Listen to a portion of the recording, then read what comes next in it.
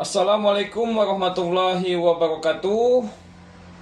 Apa kabarnya teman-temanku, saudaraku, dan sedulur-sedulur dimanapun berada? Semoga kita selalu dalam keadaan sehat walafiat, selalu dimudahkan urusan, dan selalu dilancarkan rezeki. Terutama untuk seluruh penonton dan teman-teman mekanik Indonesia.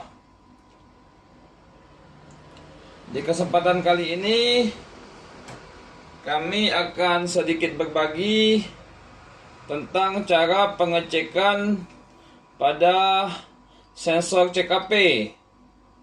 Sensor CKP ini sudah lazim digunakan di hampir semua motor matic keluaran terbaru. Untuk Honda dimulai dari generasi Vario 125, dan Yamaha sudah mulai digunakan di motor Yamaha Aerox. Dan apabila terjadi kerusakan pada lampu mil, nanti akan memberikan kode. Untuk Honda biasanya timbul kedipan 52, dan untuk Yamaha biasanya tampil di speedometernya kode 12.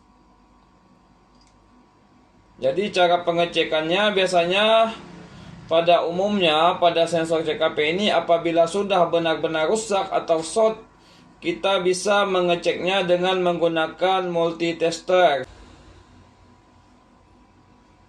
Namun pada kesempatan kali ini kita menemukan permasalahan sensor CKP-nya sudah lemah. Jadi kadang-kadang gejala kode 12 atau kode 52 itu timbul ketika sepeda motornya dalam kondisi dikendarai dan tiba-tiba mogok. Ada sebagian yang tidak bisa di start dan ada sebagian yang hilang pengapian. Tapi setelah didiamkan terkadang kembali normal lagi motornya. Jadi itu indikasinya sensor CKP-nya belum rusak parah atau baru lemah pada bagian sensor atau di pulsernya. Untuk pengecekannya kami biasanya menggunakan alat-alat sebagai berikut. Kita menggunakan aki, menggunakan step down, dan kita boleh menggunakan magnet bebas, boleh juga menggunakan magnet pada sepul, dan kebetulan kita ini menggunakan magnet bekas dinamo, pecahan dinamo starter, dan juga kita menggunakan test pen DC. Untuk rangkaian pengecekannya nanti kita akan menggunakan step down.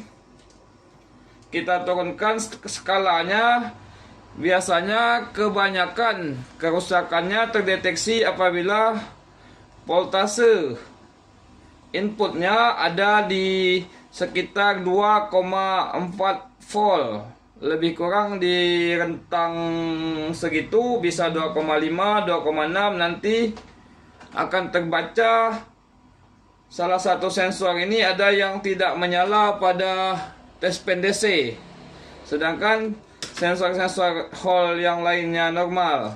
Jadi ini inputnya kita ada di 12,7 volt, berarti tegangan aki. Akan kita untuk outputnya di sini kita setel di angka 2,5. Jadi untuk merubah setelan angka ini kita bisa memutar skrup kecil pada bagian atas pada step down ini.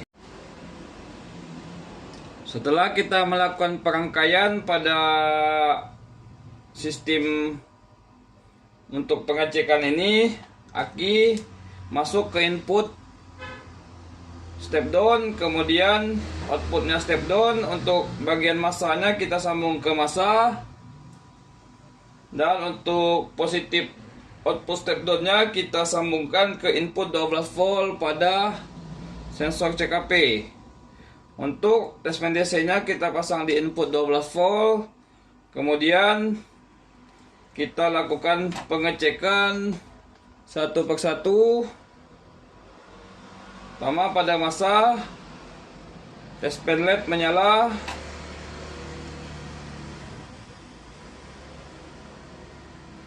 Kita tes di pulser. Di pulser di sini tidak menyala. Kita coba kita gerak-gerakkan menggunakan magnet. Magnetnya bisa kita bolak-balik karena ini ada dua kutub, utara dan selatan. Jadi jika kita pasang, kita bolak-balik, dia akan tespen DC-nya akan menyala dan tidak.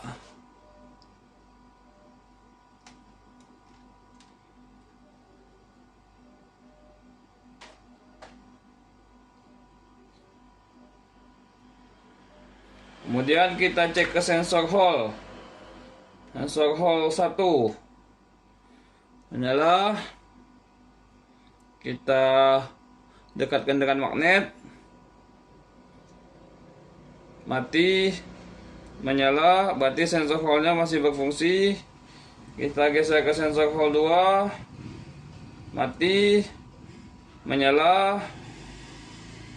Mati. Menyala. Kemudian kita ke sensor Hall berikutnya.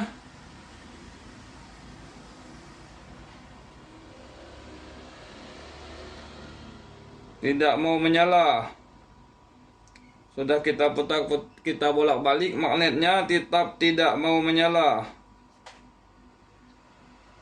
Kita ulangi ke sensor Hall 2. Di sini menyala. Kita dekatkan dengan magnetnya, kita bolak-balik magnetnya. Menyala, mati. Menyala, mati. Sensor Hall berikutnya. Menyala, mati. Kita bolak-balik magnetnya, menyala, mati. Pulser juga kita cek kembali, menyala. Kita balik magnetnya, mati. Kita balik lagi, menyala. Kita balik lagi, magnetnya mati. Jadi permasalahannya ada di sensor Hall yang satu ini. Jadi sudah kita bolak-balik, tetap tidak mau menyala. Jadi dipastikan sensor CKP ini dalam kondisi lemah, karena pada tegangan di sekitar 2,6, 2,5 ataupun di sekitar 2,4 selama ini kita amati, biasanya terjadi, bisa kita baca apabila sensor tersebut pada bagian sensor Hall-nya ada yang lemah. Berbeda dengan jika tegangannya masih tinggi, biasanya semuanya tetap menyala. Sini kita buktikan.